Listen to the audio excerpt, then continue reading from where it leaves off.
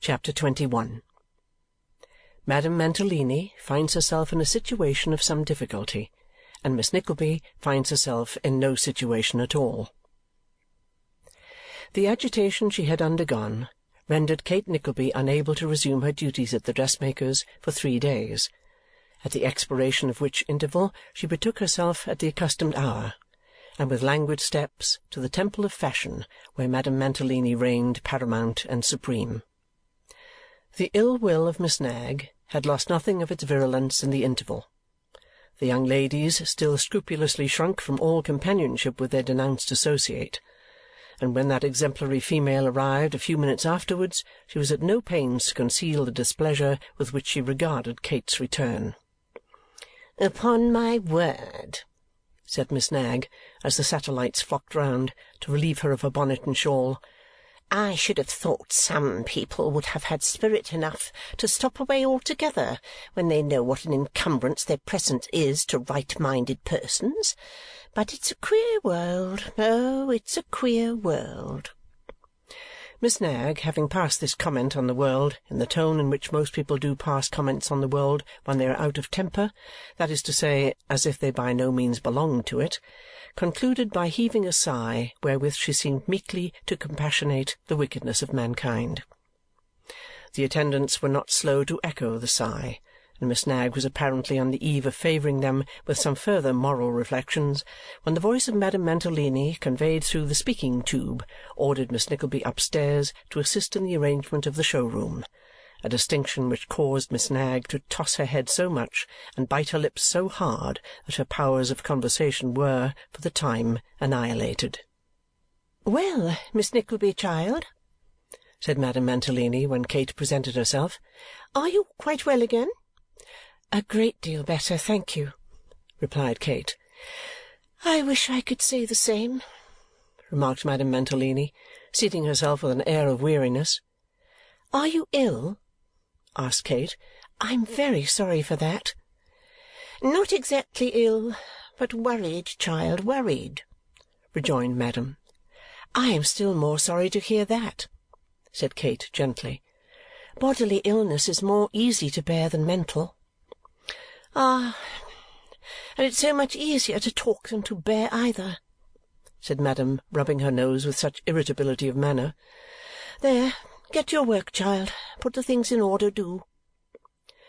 While Kate was wondering within herself what these symptoms of unusual vexation portended, Mr. Mantalini put the tips of his whiskers, and by degrees his head, through the half-opened door, and cried in a soft voice, "Is my life and soul there?" "No," replied his wife. "How can it say so when it is blooming in the front room like a little rose in a demnition flower-pot?" urged Mantalini. "May its poppet come in and talk?" "Certainly not," replied Madame. "You know I never allow you here. Go along." The poppet, however, encouraged perhaps by the relenting tone of this reply, ventured to rebel, and stealing into the room, made towards Madame Mantalini on tiptoe, blowing her a kiss as he came along. "Why will it vex itself and twist its little face into bewitching nut-crackers?" said Mantalini, putting his left arm round the waist of his life and soul, and drawing her towards him with his right. "Oh, I can't bear you!" replied his wife. "Not, eh? Not bear me?" exclaimed Mantalini. "Fibs, fibs! It couldn't be. There's not a woman alive that could tell me such a thing to my face, to my own face." Mr. Mantalini stroked his chin as he said this, and glanced complacently at an opposite mirror. "Such destructive extravagance!" reasoned his wife in a low tone. "All in its joy at having gained such a lovely creature, such a little Venus, such a damned enchanting, bewitching, engrossing, captivating little Venus," said Mantalini. "See what a situation you have placed me in," urged Madame. "No harm will come, no harm shall come to its own darling," rejoined Mr. Mantalini. "It is all over. There will be nothing the matter. money shall be got in, and if it don't come in fast enough, old Nickleby shall stump up again, or have his jugular separated, and if he dares to vex and hurt the little—" "Hush!" interposed Madam. "Don't you see?" Mr. Mantalini, who in his eagerness to make up matters with his wife had overlooked, or feigned to overlook, Miss Nickleby hitherto, took the hint, and laying his finger on his lip, sunk his voice still lower. There was then a great deal of whispering, during which Madam Mantalini appeared to make reference more than once to certain debts incurred by Mr. Mantalini previous to her coverture, and also to an unexpected outlay of money in payment of the aforesaid debts, and furthermore to certain agreeable weaknesses on that gentleman's part, such as gaming, wasting, idling, and a tendency to horseflesh, each of which matters of accusation Mr. Mantalini disposed of, by one kiss or more, as its relative importance demanded. The upshot of it all was that Madam Mantalini was in raptures with him, and they went upstairs to breakfast. Kate busied herself in what she had to do, and was silently arranging the various articles of decoration in the best taste she could display, when she started to hear a strange man's voice in the room, and started again, to observe, on looking round, that a white hat, and a red neckerchief, and a broad round face, and a large head, and part of a green coat were in the room too. "Don't alarm yourself, miss," said the proprietor of these appearances. "I say, this here's the manty-making concern, an't it?" "Yes," rejoined Kate, greatly astonished. "What did you want?" The stranger answered not, but, first looking back, as though to beckon some unseen person outside, came very deliberately into the room, and was closely followed by a little man in brown, very much the worse for wear, who brought with him a mingled fumigation of stale tobacco and fresh onions. The clothes of this gentleman were much bespeckled with flue, and his shoes, stockings, and nether garments, from his heels to the waist-buttons of his coat inclusive, were profusely embroidered with splashes of mud, caught a fortnight previously, before the settling in of the fine weather. Kate's very natural impression was that these engaging individuals had called with the view of possessing themselves, unlawfully, of any portable articles that chanced to strike their fancy. She did not attempt to disguise her apprehensions, and made a move towards the door. "Wait a minute," said the man in the green coat, closing it softly and standing with his back against it. "This is an unpleasant business. There's your governor." "My what, did you say?" asked Kate, trembling, for she thought governor might be slang for watch or money. "Mr. Muntlehiney," said the man. "What's come on him? Is he at home?" "He is above stairs, I believe," replied Kate, a little reassured by this inquiry. "Do you want him?" "No," replied the visitor. "I don't exactly want him if it's made a favour on. You can just give him that 'ere card and tell him if he wants to speak to me and save trouble, here I am. That's all."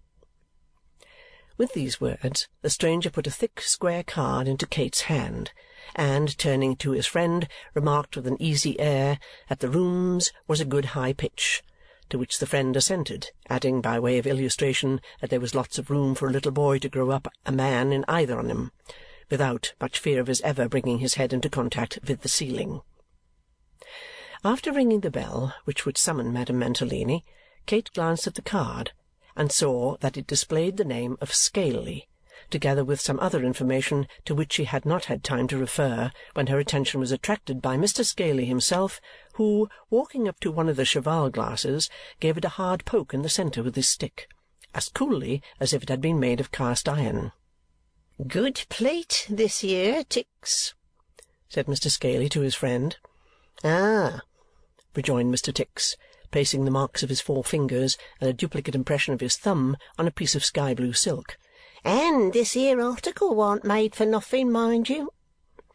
From the silk Mr. Tix transferred his admiration to some elegant articles of wearing apparel, while Mr. Scaley adjusted his neckcloth, at leisure, before the glass, and afterwards, aided by its reflection, proceeded to the minute consideration of a pimple on his chin, in which absorbing occupation he was yet engaged when Madame Mantalini, entering the room, uttered an exclamation of surprise which roused him. "Oh, is this the missus?" inquired Scaley. "It is Madame Mantalini," said Kate.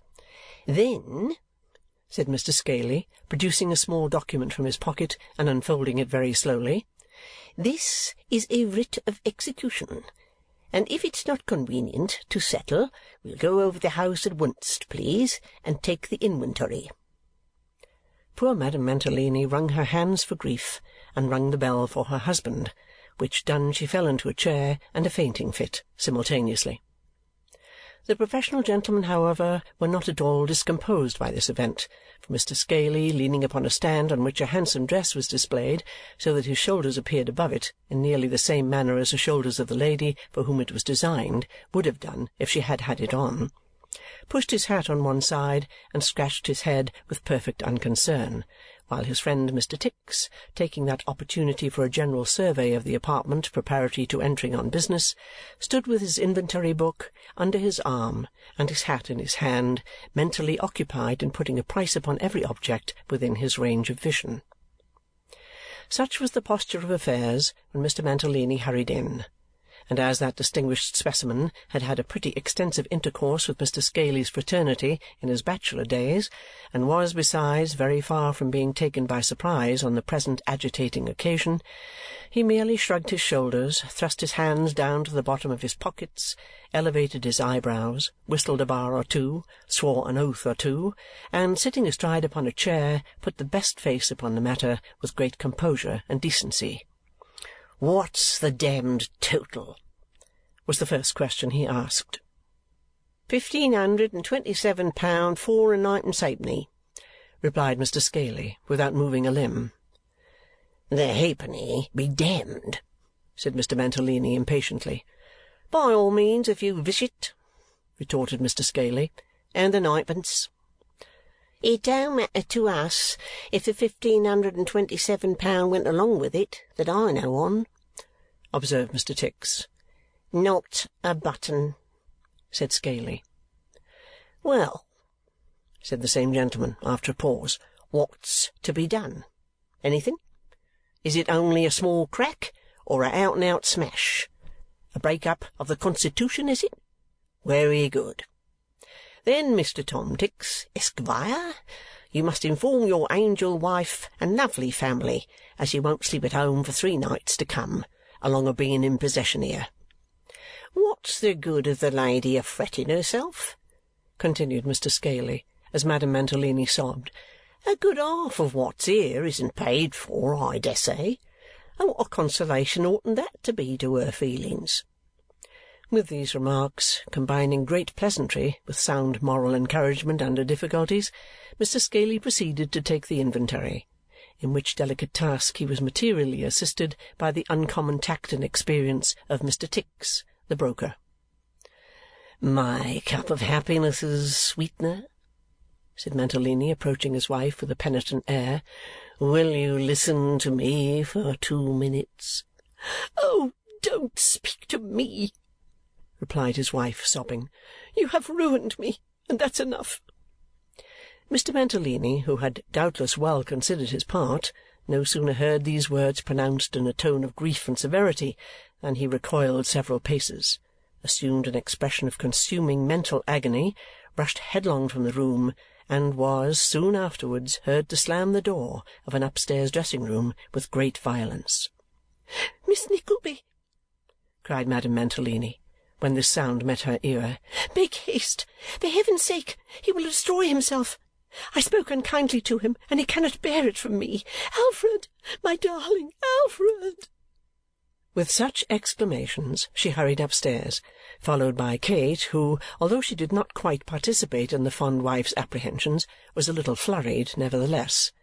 The dressing-room door being hastily flung open, Mr. Mantalini was disclosed to view, with his shirt-collar symmetrically thrown back, putting a fine edge to a breakfast-knife by means of his razor-strop. "Ah!" cried Mr. Mantalini. "Interrupted!" and whisk went the breakfast-knife into Mr. Mantalini's dressing-gown pocket, while Mr. Mantalini's eyes rolled wildly and his hair, floating in wild disorder, mingled with his whiskers. "Alfred!" cried his wife, flinging her arms about him. "I didn't mean to say it.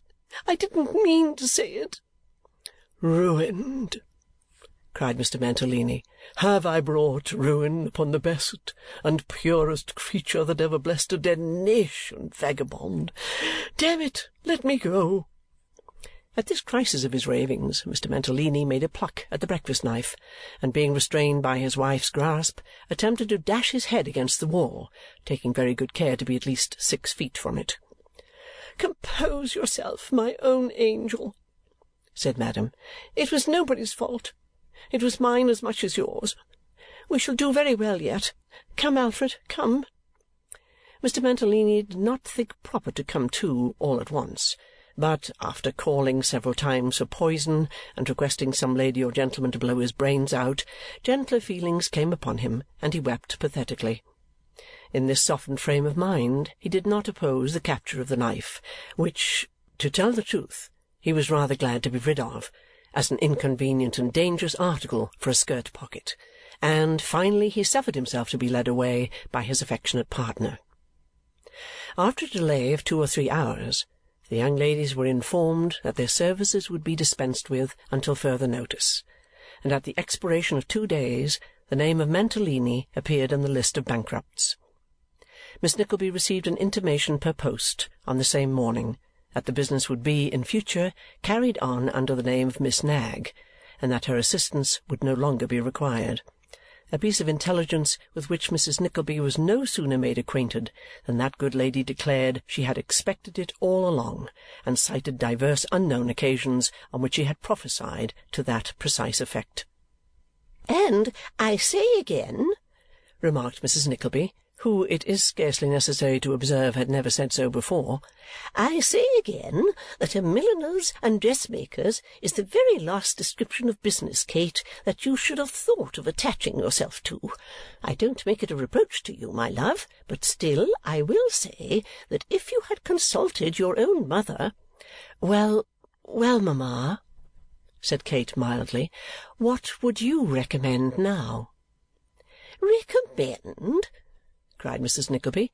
"Isn't it obvious, my dear, that of all occupations in this world for a young lady situated as you are, that of companion to some amiable lady is the very thing for which your education and manners and personal appearance and everything else exactly qualify you? Did you never hear your poor dear papa speak of the young lady who was the daughter of the old lady who boarded in the same house that he boarded in once when he was a bachelor? What was her name again now? I know it began with a B and ended with G.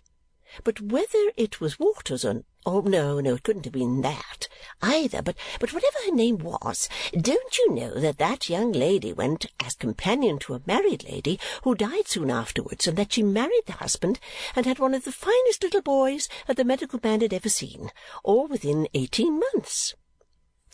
Kate knew perfectly well that this torrent of favourable recollection was occasioned by some opening, real or imaginary, which her mother had discovered in the companionship walk of life. She therefore waited very patiently until all reminiscences and anecdotes, bearing or not bearing upon the subject, had been exhausted, and at last ventured to inquire what discovery had been made. The truth then came out. Mrs. Nickleby had, that morning, had a yesterday's newspaper of the very first respectability from the public-house where the porter came from, and in this yesterday's newspaper was an advertisement, couched in the purest and most grammatical English, announcing that a married lady was in want of a genteel young person as companion, and that the married lady's name and address were to be known on application at a certain library at the west end of the town therein mentioned. "And I say," exclaimed Mrs. Nickleby, laying the paper down in triumph, "that if your uncle don't object, it's well worth the trial." Kate was too sick at heart, after the rough jostling she had already had with the world, and really cared too little at the moment what fate was reserved for her, to make any objection. Mr. Ralph Nickleby offered none, but, on the contrary, highly approved of the suggestion, neither did he express any great surprise at Madame Mantalini's sudden failure, Indeed, it would have been strange if he had, inasmuch as it had been procured and brought about chiefly by himself. So the name and address were obtained without loss of time, and Miss Nickleby and her mamma went off in quest of Mrs. Wititterly of Cadogan Place, Sloane Street, that same forenoon. Cadogan Place is the one slight bond that joins two great extremes. It is the connecting link between the aristocratic pavements of Belgrave Square and the barbarism of Chelsea. It is in Sloane Street, but not of it. The people in Cadogan Place look down upon Sloane Street and think Brompton low. They affect fashion, too, and wonder where the New Road is. Not that they claim to be on precisely the same footing as the high folks of Belgrave Square and Grosvenor Place, but that they stand, with reference to them, rather in the light of those illegitimate children of the great who are content to boast of their connections, although their connections disavow them.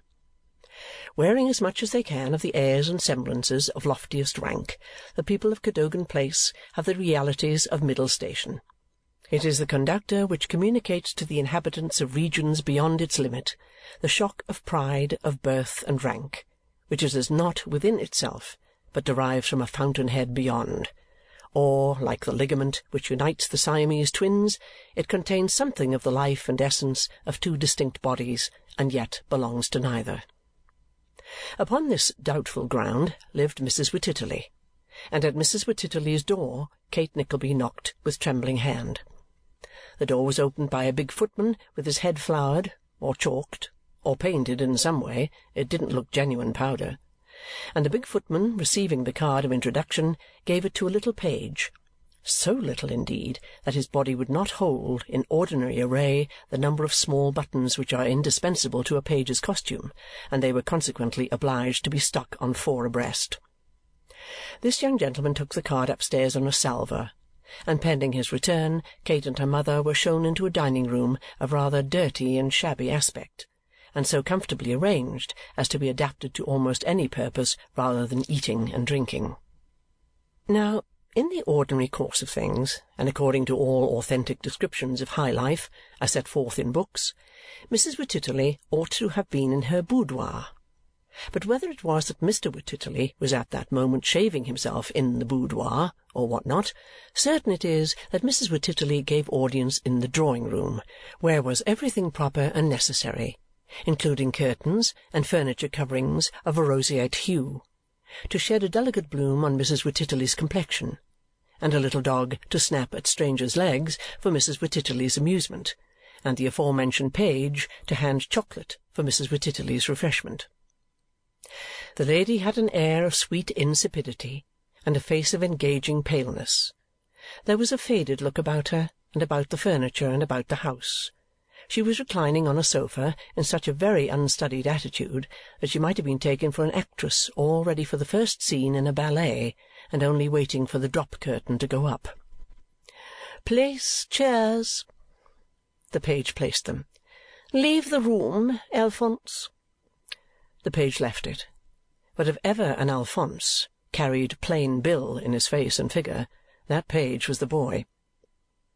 "I have ventured to call, ma'am," said Kate after a few seconds of awkward silence, "from having seen your advertisement." "Yes," replied Mrs. Wititterly. "One of my people put it in the paper. Yes." "I thought perhaps," said Kate modestly, "that if you had not already made a final choice, you would forgive my troubling you with an application." "Yes," drawled Mrs. Wititterly again. "If you have already made a selection—" "Oh, dear no," interrupted the lady. "I am not so easily suited. I really don't know what to say. You have never been a companion before, have you?" Mrs. Nickleby, who had been eagerly watching her opportunity, came dexterously in before Kate could reply. "Not to any stranger, ma'am," said the good lady, "but she has been a companion to me for some years. I am her mother, ma'am." "Oh," said Mrs. Wititterly, "I apprehend you."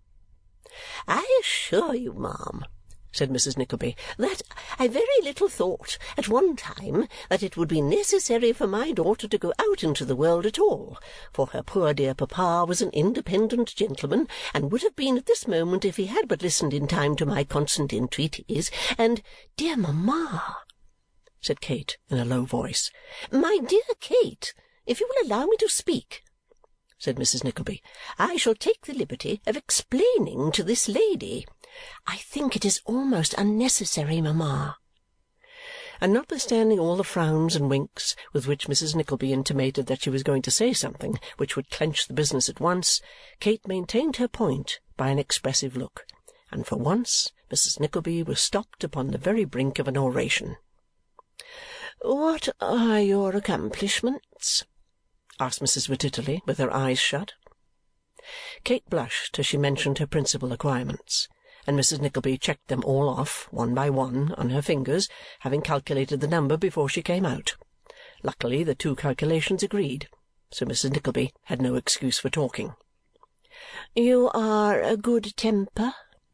asked Mrs. Wititterly, opening her eyes for an instant and shutting them again. "I hope so," rejoined Kate. "And have a highly respectable reference for everything, have you?" Kate replied that she had, and laid her uncle's card upon the table.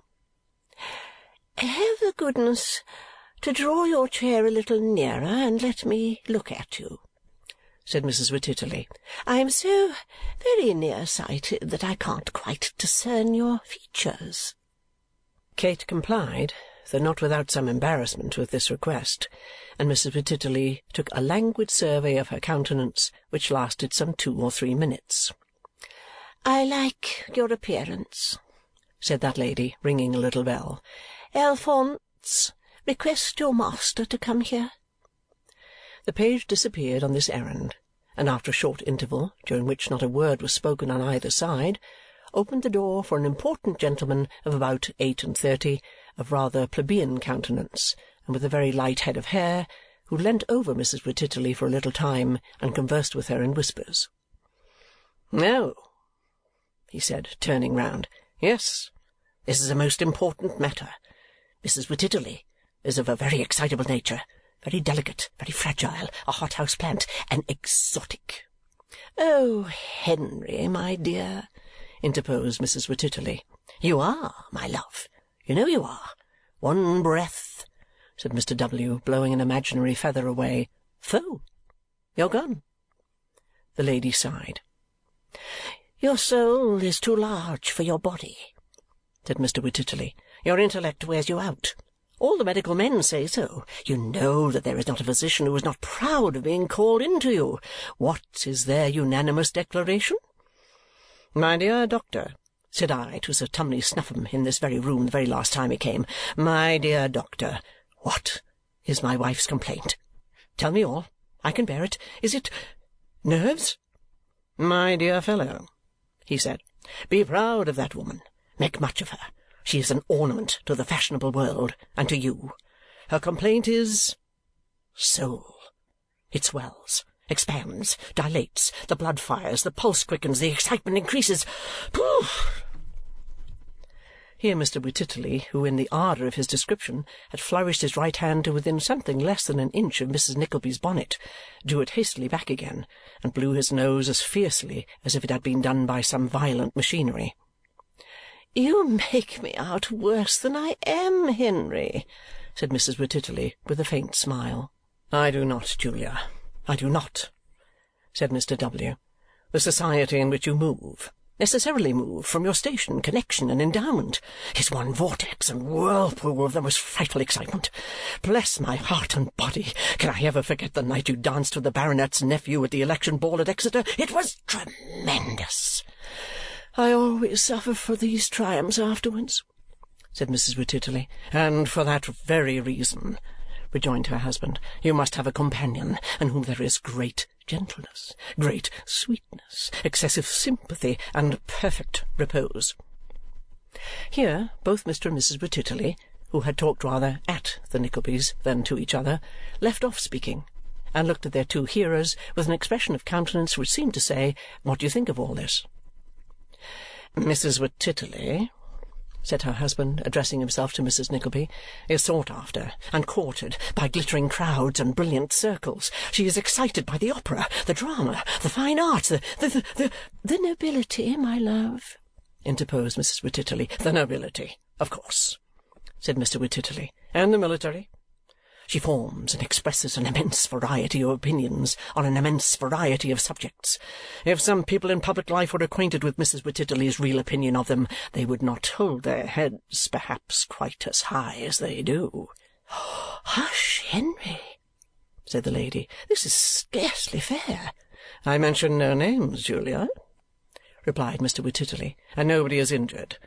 I merely mention the circumstance to show that you are no ordinary person, that there is a constant friction perpetually going on between your mind and your body, and that you must be soothed and tended. Now, let me hear, dispassionately and calmly, what are this young lady's qualifications for the office?" In obedience to this request, the qualifications were all gone through again, with the addition of many interruptions and cross-questionings from Mr. Wititterly. It was finally arranged that inquiries should be made and a decisive answer addressed to Miss Nickleby under cover of her uncle within 2 days. These conditions agreed upon, the page showed them down as far as the staircase window, and the big footman, relieving guard at that point, piloted them in perfect safety to the street door. "They are very distinguished people, evidently," said Mrs. Nickleby as she took her daughter's arm. "What a superior person Mrs. Wititterly is!" "Do you think so, mamma?" was all Kate's reply. "Why, who can help thinking so, Kate, my love?" rejoined her mother. "She is pale, though, and looks much exhausted. I hope she may not be wearing herself out, but I am very much afraid." These considerations led the deep-sighted lady into a calculation of the probable duration of Mrs. Wititterly's life, and the chances of the disconsolate widower bestowing his hand on her daughter.